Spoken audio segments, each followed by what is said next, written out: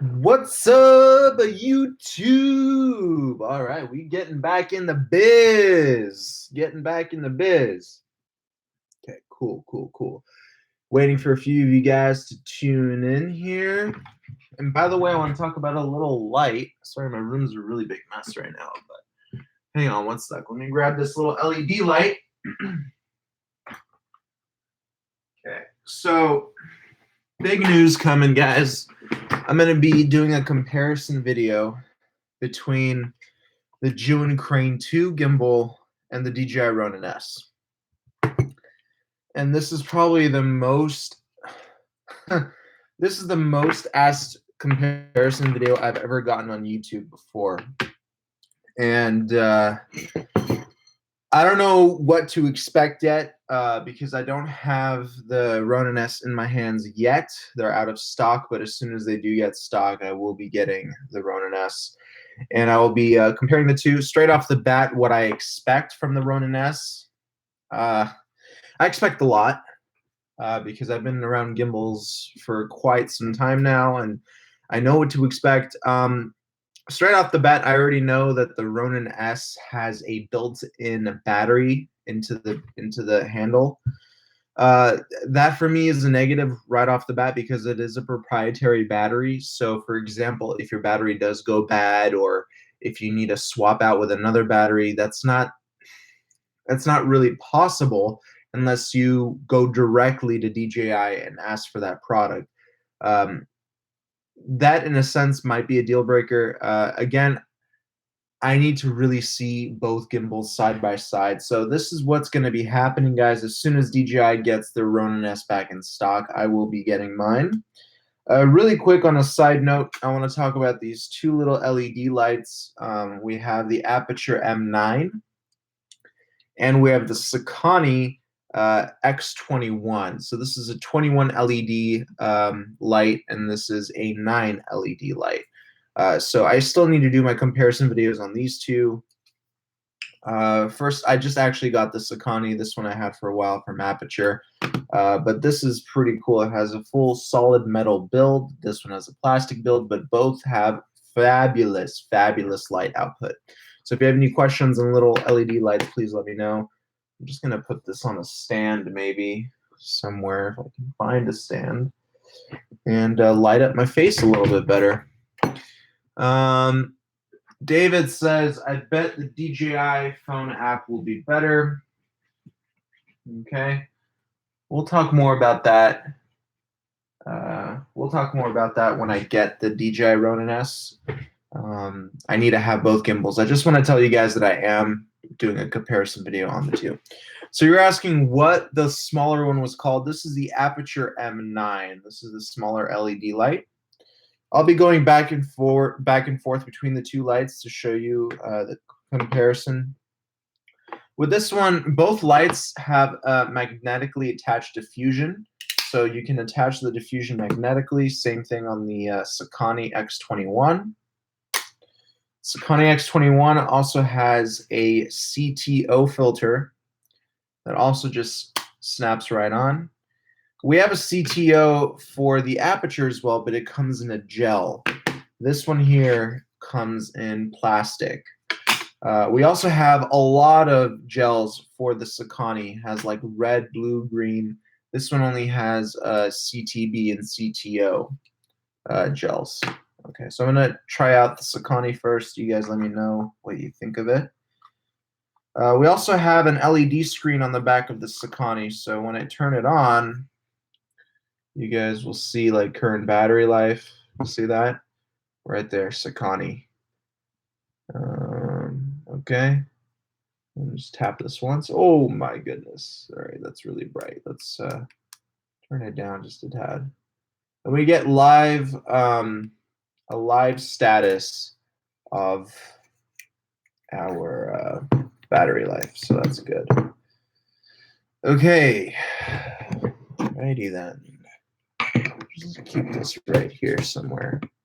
Light up my face a little bit better. All right, what's going on, everybody? How's it going? Virgil Hart from Okinawa, Japan. Fabulous. Happy to have you here. I just came back from a 20-mile ride on my electric unicycle in Santa Monica and Venice Beach. So I'm like, my hair's a little bit crazy from the wind, but yeah. NYC here. What up? What up? What up? Tech for your needs. Which link would you like? Would you like the one for the Sakani or for the Aperture? This is the Sakani. This is the Aperture. They're both very affordable lights. The Sakani, I think, is like 70 bucks, and the Aperture is 49. So they're both affordable lights. Obviously, the one with the 21 lights is going to give you more power. But yeah, they're honestly, guys, these are very useful lights. They have built-in batteries as well. The Aperture gives you about an hour and a half at full power. Sakani, I'm not sure yet. I still have to test it out. I didn't look at the specs yet as well. But the Sakani also has a 97 CRI rating. Color rendering index is very high, so it replicates accurate color. So that's cool. I just started my channel and I'm looking for a good gimbal. Awesome. Both link, please. All right, let me get you a link for both of them. Give me 1 second. Let me pull up some of these links for you.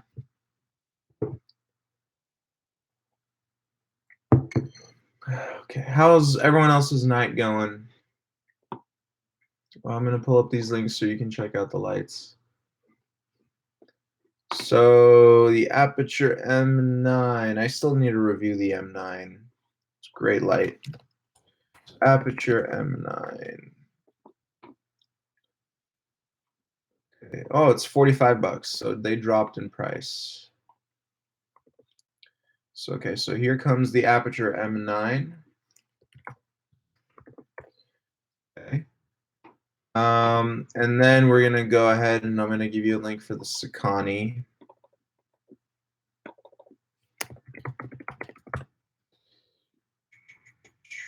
Here it is. Oh wow, the Sakani's $49 too. Whoa, I thought it was 70. That's insane. They really want to. Oh man, that's insane. So both are basically the same price. One's 45, one's 49. For me, that's like the same price. But the M9 was also 49. I don't know why it dropped $4. That's kind of weird, but both are about the same price. The X21 from Sakani is going to give you more of a power output. But don't forget, this is one of Aperture's. This is not the newest light from Aperture. They have another light like this that I believe it's actually a little bit thicker and gives you more power. But honestly, for the price point, this is equal to the Sakani X21. So honestly, I would probably go with the Sakani. Sakani also has a full metal build. This is plastic, and it doesn't give you as much power. So Sakani, I think, really went for it. And we also have an LED panel on the back, LED screen. Yeah, so that's nuts. I mean, I can't believe Sakani did that. When I got this light, it was 70 bucks. I kid you not, it was $70. And I got this light maybe 5 days ago. Dude, and it dropped down to 49 bucks. So I don't know what Sakani is doing. I actually have one of their monitors, but to be honest, I think it's a rebranded monitor, but it's a great monitor, A+ in my opinion. I love it. Very sharp, doesn't suck too much power, and the battery life it's great. Nobody seems to know, and I'm trying to find out if you might know. Is there any dual handle setup for the DJI Ronin-S or not? I can't find anything online about it, or if there will be one. I think I saw one picture with the dual handle system, but currently there is no dual handle system made by DJI for the Ronin-S. They're not selling any accessories. Right? It is a very new gimbal, so it's going to take time for their accessories to be coming onto the market. Yeah, it takes time. When a new product comes out, it takes time for accessories to come out. Zhiyun is still making more accessories for their gimbals. I mean, they have more accessories for their gimbals than DJI does, but it does take a long time for the development process to be finished. They have to go through R&D and then design and all that stuff.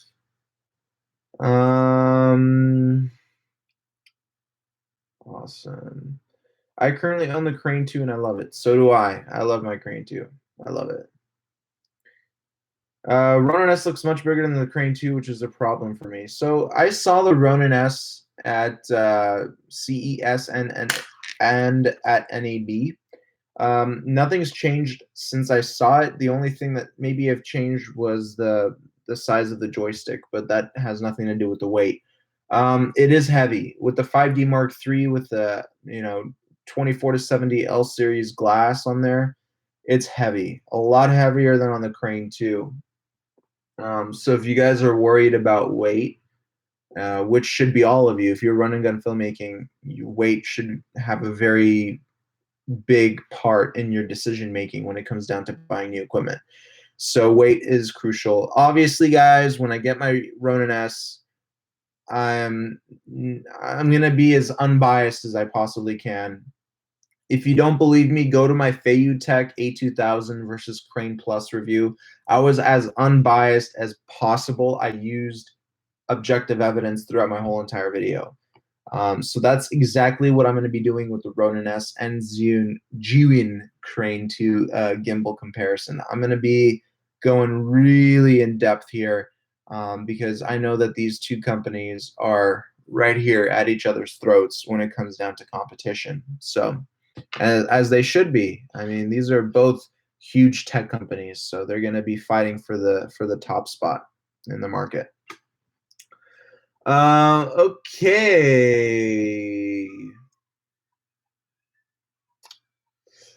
I like the fact that the Ronin can detach and can be put on an RC car, etc. All right, cool. Yeah, we'll talk more about that.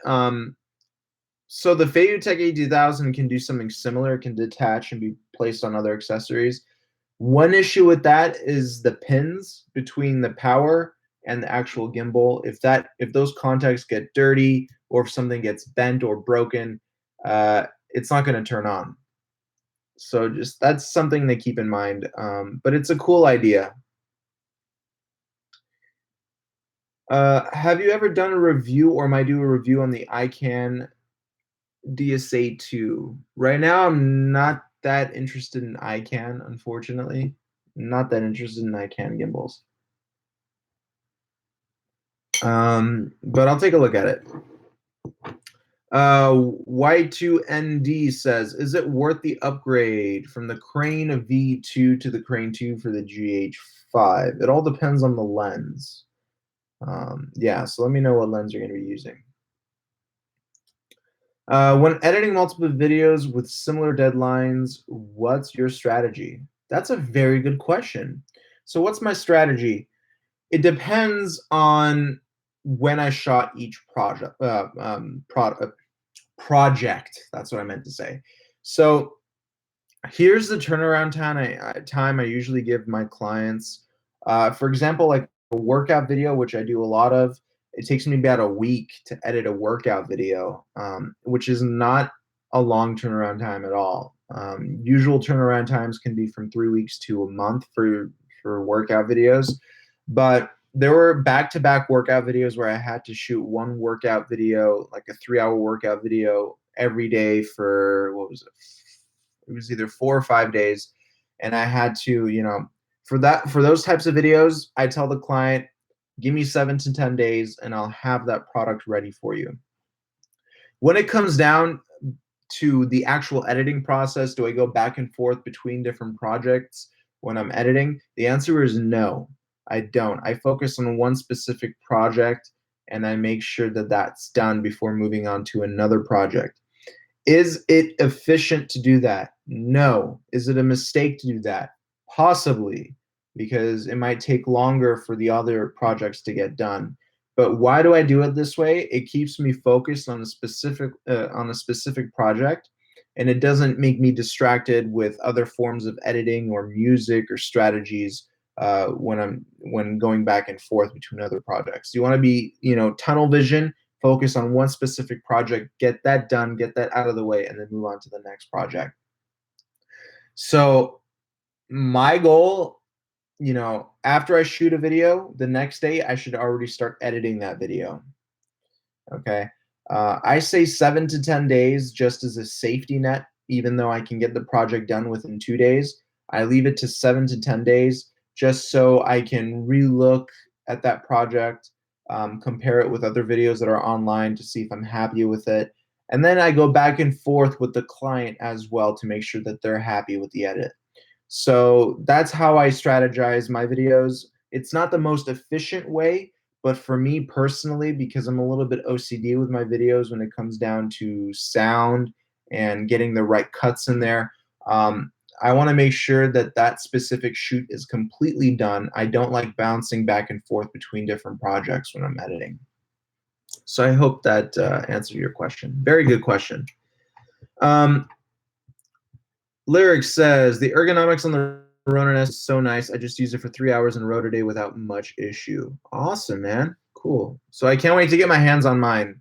They're out of stock right now, so I'm waiting for that to get delivered.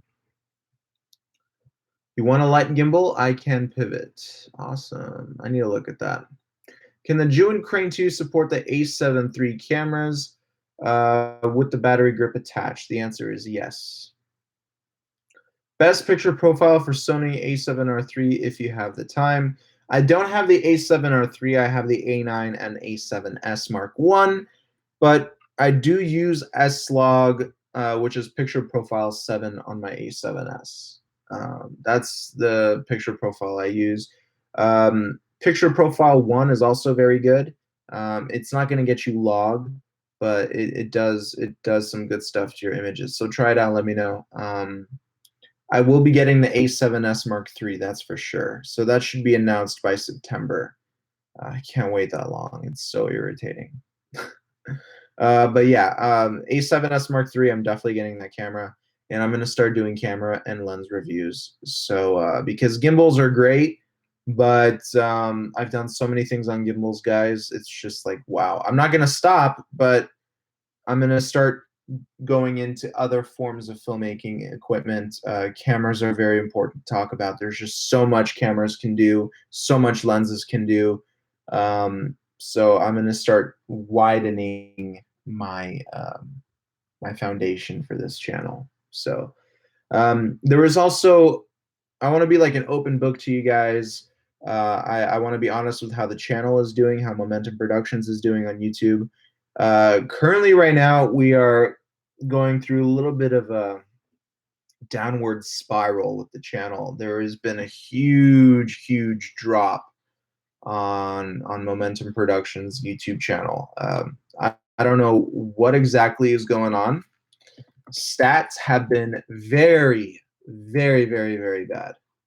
If you go on socialblade.com and you type in my channel, Momentum Productions, you can see exactly what I'm talking about. Views have dropped tremendously. Like, wow, they've dropped. They haven't been this low since probably September, which was my birthday month. So I don't know what's going on. That's why I also wanted to ask you guys on this live stream, if you aren't happy with any of the videos, if you're not happy with the content that you're seeing on this channel, I would really appreciate you guys letting me know, because I cannot have the channel go down to such horrible stats. It's awful. We were doing, I'm looking at the stats right now. So on this channel, we were doing on average around 9 to 10,000 views a day, which is pretty good, not bad. And we dropped down to about 6,000 views a day. So that's a lot. That is a lot. So I want to know what your guys' opinion is. How do you want things changed for this channel? Where do you want this channel to go? Is it too repetitive, like the content that I'm putting out there? Let me know, because this channel is solely for you guys. It's not to benefit me.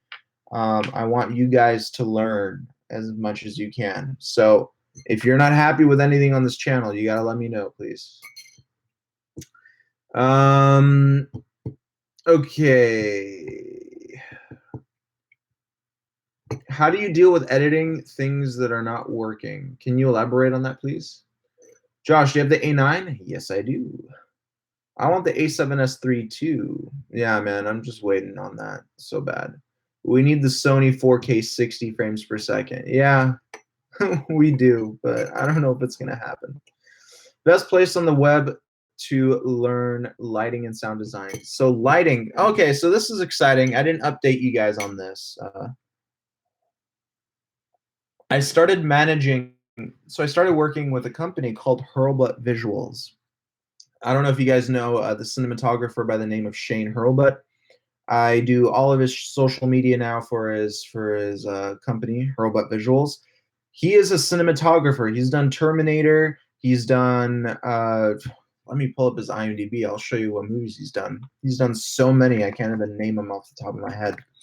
But yeah, he's done a lot of like big Hollywood productions. Like, we're not talking about indie stuff. I'm talking about like full on like Hollywood production stuff. So he's a professional DP. He's been doing this for like 20 plus years. He's the guy to talk to if you want to know how to really light your videos. Um, Here, let me show you some of the. Let me talk about some of the movies he's done. Here we go, Shane Hurlbut. So, and I'm going to give you his website. He has programs on lighting. So yeah, he's done movies like The Babysitter, Fathers and Daughters, Need for Speed. He's done Game of Thrones. He's done Deadfall, Act of Valor, Terminator Salvation, Swing Vote, Semi Pro, The Reckoning, We Are Marshall, Waist Deep. He's done all these big movies, like insanely big, Crazy Beautiful, Drumline. Yeah, he's done a lot. So here's the website, hurlbutvisuals.com. You want to learn pro lighting? Go there. And if you join his inner circle, this is like a private little. This is a private group that he talks to on Facebook. If you join that circle, you can also. I'll be managing that profile as well, just alongside with him. So if you post on there, I'll be seeing the posts as well. So it would be cool to have you on Shane's inner circle. So that would be great. You want me to do a video with Shane Hurlbut? Probably in August when he's done with it. He's shooting a feature film right now. So when he's done in about August, we're definitely going to have him up on the YouTube channel. So yeah. Yeah. So, and he also has a YouTube channel too, Hurlbut Visuals. So check it out. You'll start seeing me on that channel as well. So that'll be a lot of fun. Yeah. Okay.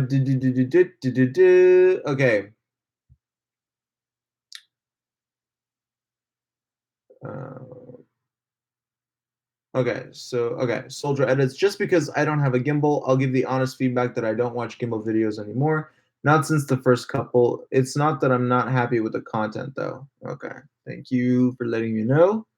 Al Diaz says, I think you're on fire with your drone videos. I watch regardless. Helpful tips. Thank you, brother. PK says Ronin-S versus the Crane 2 video will rank you up. Yeah, I mean, that's the plan, but I want to stay ranked up. I feel like I'm going to produce that video. It'll be good for a week and then drop down. That's why when the A7S III comes out, I'm going to be reviewing the hell out of that camera because I have enough experience with Sony Alpha cameras now that I can actually review them. It's not that I can get a camera for 10 hours and just review it. I have to have it for months. I'll do probably what's going to happen with the A7S Mark III. I'm going to have a first impressions video. That's the number one thing. Unboxing video, who the hell cares? You're unboxing a camera, it's going to have a charger, manual, all the basics. No one cares about unboxings. It's done, it's over. So we're going to do things that actually matter. First impressions video, ergonomics video. Then we're going to be talking about some of the workflow with the S logs. Apparently, there's going to be a new color science to the A7S Mark III, like similar as the FS5 Mark II. So we're going to be talking about that as well. Once I release those 2 or 3 videos, depending on how much time I get studying those features, After those videos, I'm going to be releasing my official review on the A7S Mark III, and then we're going to get kicking. This channel is going to have its own heartbeat again. So that's what we're going to be working on. Again, if you have any suggestions for future tutorial videos, please let me know, because that is very crucial. We need to get this channel back up on the ranking system. So yeah. So everybody, here we go. Let's get into some more questions. All right. So you want to see more BTS of my work. All right. That's perfectly fine. What's happening now is that I'm laying back on client work. I'm sort of easing off of client work. So BTS videos, I'm not entirely sure that I'm going to be doing. But we'll see. We'll see. My schedule is going to get pretty hectic now. So I don't know about the whole, yeah, I don't know about the whole BTS stuff anymore. Maybe for some fitness videos, if I have time, like maybe once a month, I'll do something. But we'll see. I do have some tutorial videos of my BTS stuff. So if you go on my channel, you'll see some good BTS videos.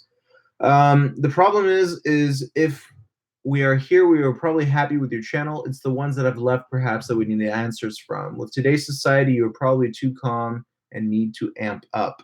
So basically, I need to drink 10 cups of coffee. Awesome.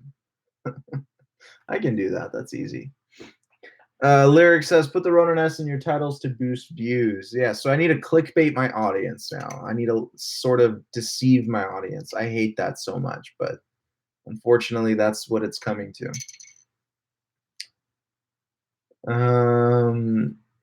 Tech for Your Needs is saying, how do you deal with editing when things are not working? You are very frustrated about the edits you are trying to accomplish. So I do get editing block, which is, you're in this edit and then you come to like a standstill in your edit and you're just like, what the hell do I do? At that point, I just turn off my computer. I go for a walk. I get some ice cream. And then I come back home. I open up my computer, I launch the editing program, and boom, we're back. At that point, when you have editing block, odds are you're very stressed. Believe it or not, you're very stressed. Even if you might not feel it, you're probably very clouded and stressed up in here. You need to go get fresh air. There's nothing better than getting fresh air. When you come back, something's going to happen on that walk or that ice cream trip that you're going to have when you take a break. Something's going to give you that trigger, that spark that's going to give you that motivation to get back home to editing. So you need to close. You need to know when to just stop. Close or turn off your computer, go for a walk. Boom. Done. That's it. That's it. That's all you really need to be doing. So that's my method of getting through editing block. Nice. I do photography on Instagram. Would want to do that one day. Awesome. What is better for Sony, A7 III, Crane 2, or Ronin? Wait for my comparison video. Wait for my comparison video. I'm gonna have two of them in my hands. All right, two of those gimbals in my hands. Do a video on which plugins you use with Premiere or which title packs or transition packs. I'd watch that right away. Except I don't use Premiere. I use Final Cut. Sorry, bro.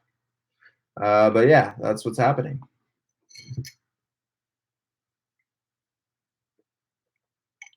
Any more questions?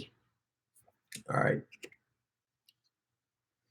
So yeah, the Sakani light, man, I'm really happy with it.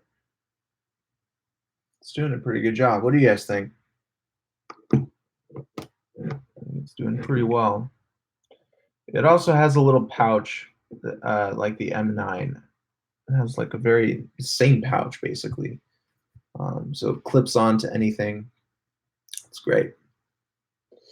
Best gimbal for the Panasonic G85, Crane Plus, A1000, something else. Panasonic G85. I don't follow Panasonic anymore. What's the Panasonic G85? Let me look at that really quick.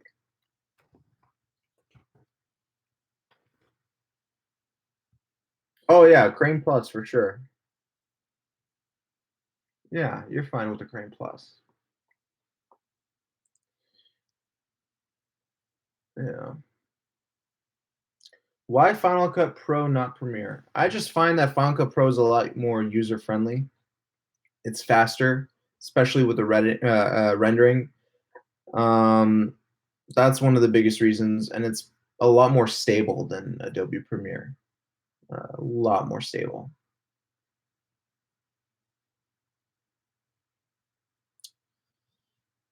I think I can use that light for my foodie vlog. Yes, so I'm reviewing this light within the next week.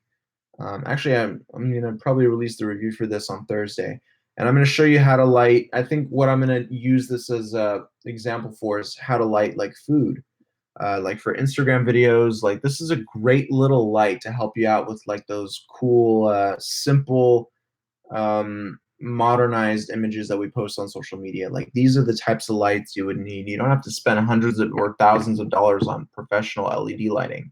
$50 will get you one of these pups, and that's probably all that you need. And these things are even powerful enough to even have a little bit of an edge light. So if you mount that onto a light stand, boom, you got yourself a little edge light. You can also use this to light the interior of a car at night. Um, yeah, things like that.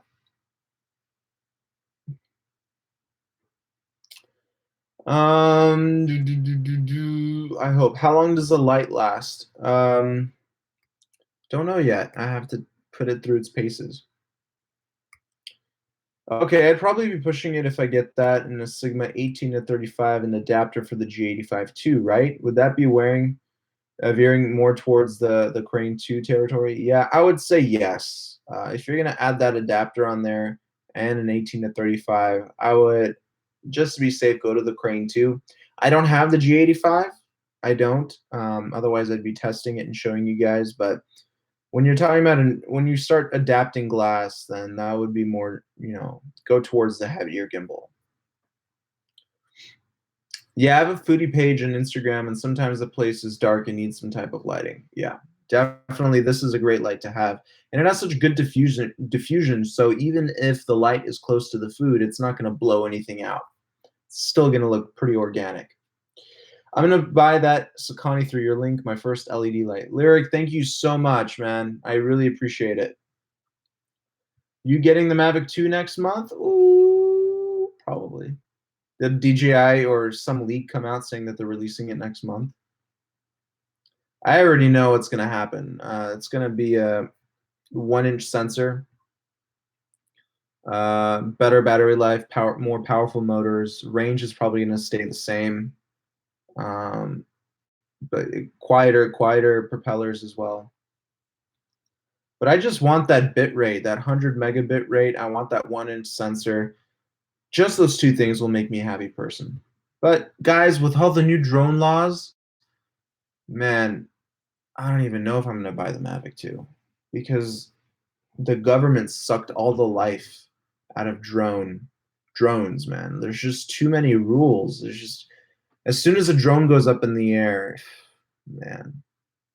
I've had an instance with my Inspire. This is a pretty funny story. I took off from my backyard around 6:30 p.m., so the sun was just about starting to set. CHP helicopter was just flying over randomly, had nothing to do with the drone. He saw that I was flying my drone, and he shined that searchlight that police helicopters have. He shined that searchlight right down on me. I got so freaked out. I was like, "Oh my god, that's it. I'm going to jail." Like after that experience, I have been so paranoid to fly my drone. I wasn't doing anything illegal. First of all, I was flying within line of sight. It was still daylight outside, so I don't know why he was shining his light at me. But that freaked me the hell out. And ever since that day, I've barely touched my drone, except for the tutorial videos that you guys see. But besides that, I haven't flown it. Oh man. Because people do crazy things with drones and messes it up for everyone. Yeah, that's true. Yeah, a lot of people do some really stupid stuff with drones, unfortunately. Um, Rules suck. Get part 107 and you have Isaac for immediate approval. Or sorry. Langford. I don't even know. Guys, I stopped following drone news, so I don't know what is this. What's LAANC for immediate approval? Oh man, I don't even know. I just stopped following that stuff because it just got too complicated. And then the FAA was getting sued, and then all this, and now you don't need to register your drone. Like it's just so chaotic. So chaotic. Ugh. Yeah. Yeah. So guys, as I mentioned earlier, the channel did go into a little bit of a dip when it comes down to viewership. Retention went up, engagement went up, but views went down. And why are views very important? Well, not only because of the monetary reasons, but when we're talking about views, we're talking about impressions. How many people see the video? How many different people see the video? That's what I'm really concerned about. I want to talk about reach. How many people do? Um, how many people do my videos reach? That's what I'm trying to say. That's very important. I was looking at my stats the other day. Only 13% of my subscribers watch my videos. 13%. If that's not weird, then I don't know what is. But shouldn't it be more like 50 to 60% of my subscribers?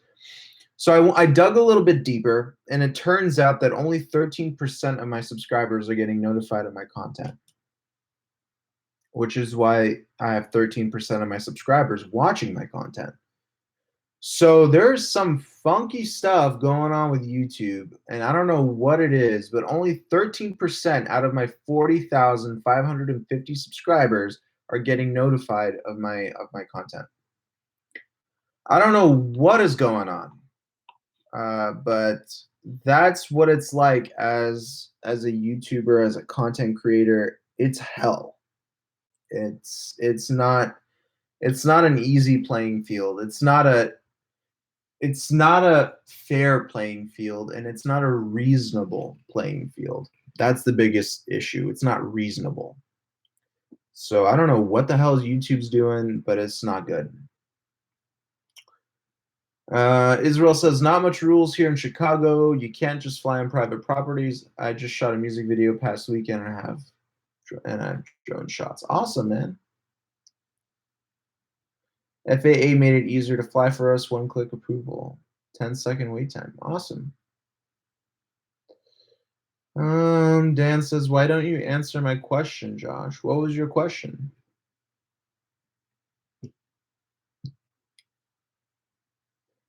Unless they don't have their notifications turned on? I don't know, but 13% of my subscribers have their notifications on, which is why only 13% of the subscribers are watching my content. So, guys, I see it this way with YouTube. When you click on subscribe, that's like subscribing to a magazine. Okay, you get the magazine in the mail. Okay, you get it in your mail, which means that my videos should also be in your digital mail. I mean, otherwise, what the hell is the point of subscribing? I don't know what does subscribe mean. It's oh man, doesn't make any sense, guys. Doesn't make any sense. One way to beat YouTube's disgusting, horrible algorithm is to collaborate with people. Tags don't work anymore. They don't. You can put as many tags as you want or keywords as you want. Doesn't mean anything. A clickbait title and the clickbait thumbnail do a lot. But when it comes down to collaboration, that's when we're talking about engagement and cross promotion. So when you're a YouTuber, you reach out to as many YouTubers as you can who have some sort of a following, and you do a lot of content with them. That's what I did with Jason Bong, Kitty from Atola Visuals, Armando from Mondo Bites, and more collaborations are coming. James Matthews, Sydney Deongzen. I mean, all these people Collaborations, that's the one thing we have left to make our YouTube channels actually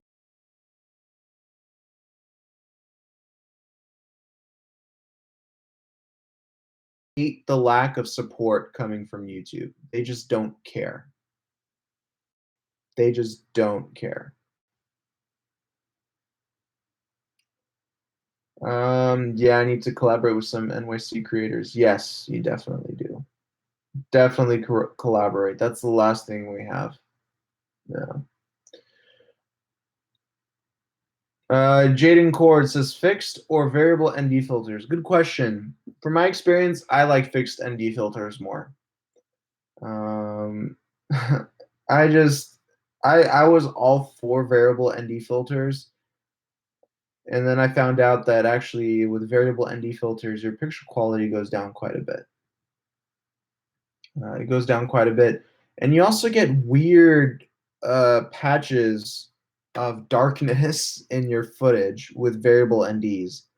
I don't like that either. I'd rather just have a fixed ND filter on there, have one clear image, done. It takes a little bit more time, but it's worth it. But yeah, I do recommend fixed ND filters by far. I wish variable NDs were better than they are, but they're not. Even you can spend $200 some dollars on a variable ND filter, and you're still going to have the issues that I just mentioned. You're going to have weird spots of darkness in your footage, and you're going to have weird crosses in your footage when you're switching between different ND settings. But yeah.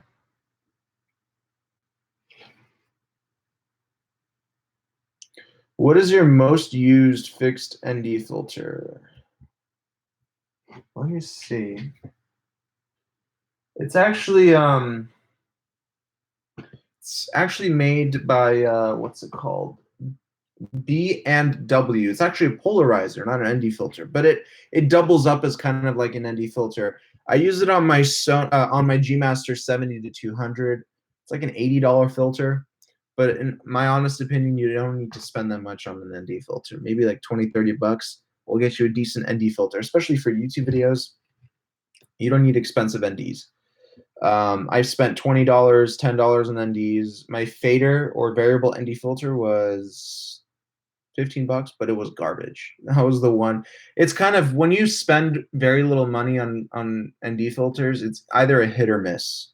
So you're gambling with your money with these cheap ND filters. You either get a very good one or you don't get a very good one, and a lot of the reviews are misleading. So that's the one. When you spend a lot of money on a known brand, you know you're getting good quality. But on the cheaper ones, it's more like, okay, I can spend 20 bucks here, but be prepared to lose that 20 bucks when that item comes and it doesn't do what you want. I just that's the thing. So if you're willing to gamble a little bit, which I do. I gamble my money with ND filters and cheap things like that. Then go for it. I think if you gamble a little bit of money, you will eventually hit the right product. But I use Fotga, Fotga. That's the brand I use for ND filters and stuff like that. But B&W is the more expensive one that I use. Do you have an action cam? Yes, I do. I actually have a Xiaomi 4K. That's the action cam I use. I have a filter for my photography, a 6-stop ND filter. Nice. Dan Dipper says the Ronin 2 is very expensive. You mean the Ronin-S? It's not, honestly, guys, if you look at, you have the Crane 2, which is 750, it's a affordable price point. These gimbals are affordable. I wouldn't say that they're beyond what they should be. They're right in the sweet spot of how much a gimbal should cost. Price is not an issue, guys. If you can't afford a $700 gimbal, you're just not ready for a gimbal yet. Okay, you're just not ready. The thing is with gimbals, I've owned very cheap gimbals. I've had a $300 gimbal before, and it was garbage. It was absolute garbage. Um, invest money. It's important when you're talking about gimbals, something that play a really big part in getting smooth footage. Don't cheap out. If you don't have the money for it, save. Don't rush, okay? If you can't afford a gimbal now, maybe get a little light or something or a microphone or just save money. Don't think that you need to spend a certain amount of money immediately. Just wait, wait, wait. That's the best advice I can give you. Um, but when it comes down to the pricing of the current gimbals, I would say that it's pretty accurate and it is where it should be. I bought the Crane V2 right before the Crane 2 came out. Oh man, I wonder if you were mad or not.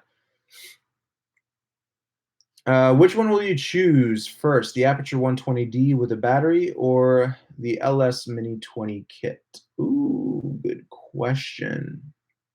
I would get the 120D. Yeah. Just because of its versatility, I think there's so many things you can do with the 120D. The Mini 20D, what it's really limited with is its power.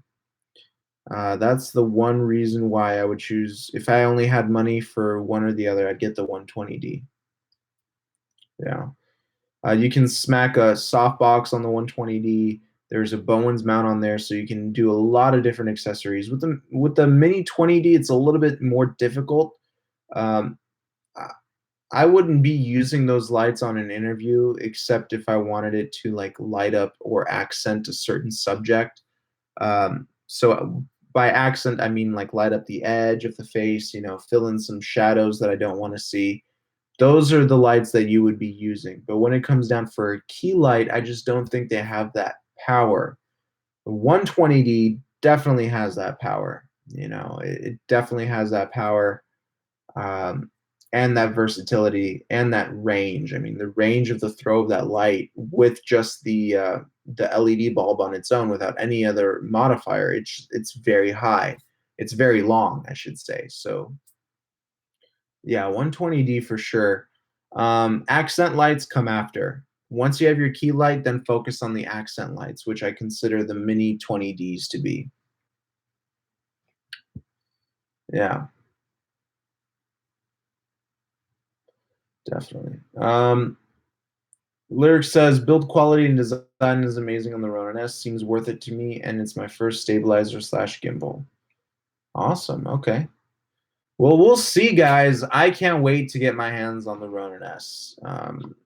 I kind of wish DJI was a little bit better with their stock. Um, Man, they sold out within like a week. Let me see if they're back in stock. As soon as it's back in stock, I'm gonna buy it. Pretty mad. This happened with the Mavic as well. They sold out within a day, and you couldn't get a Mavic for like 2 or 3 months. I was one of the first people to get my Mavic. Yeah, they're still out of stock. Oh man, that's so annoying.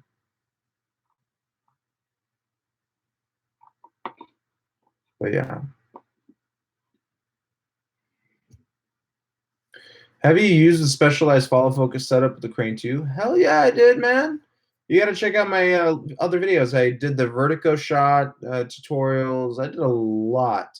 I did a lot with the follow focus. Do I have a DJI store? No, I don't.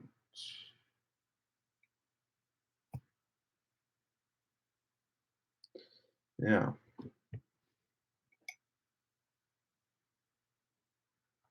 Any more questions, guys? This was a very good live stream, by the way. I feel like a lot of people tuned in. Yeah. So I'm excited. By the way, guys, if you have any requests for something that you want me to review, make a tutorial on, let me know. Let me know. Please let me know. I would love to do some stuff on that. Okay. All right, guys. Well, I'm going to go to the gym. I'm going to get a late night workout in, and then I have a video coming out tomorrow morning, so stay tuned for that. It's actually it's a great video. I think that will help a lot of you guys out, especially for those of you who don't have a gimbal, can't afford a gimbal right now, this is a technique for handheld shots. I'm going to teach you how to get the most stable handheld shots possible. So make sure your notifications are turned on. And I would love to, yeah, I would love for you guys to see that video because I do believe it's going to help you out. Aperture f7 review / tutorial would be awesome. F7. Okay. All right, cool. Awesome. Thank you, Virtual Heart. I appreciate that. All right, guys. I love you all. If you're not subscribed, please subscribe, like this video, share with your friends. Let's get those stats back up on this channel. This channel is going through a little bit of a rough patch this month. So let's bring it back up. Let's work as a team. And by the way, if any of you are in LA and you want to collaborate, also let me know. Okay, just because I have, you know, some sort of a following doesn't mean I'm not gonna want to collaborate. That's BS. So don't be shy. Email me if you're in Los Angeles. Let's collaborate. Let's do something fun. And I'll talk to you guys very soon. Okay. All right. Mwah. Love you all. Peace.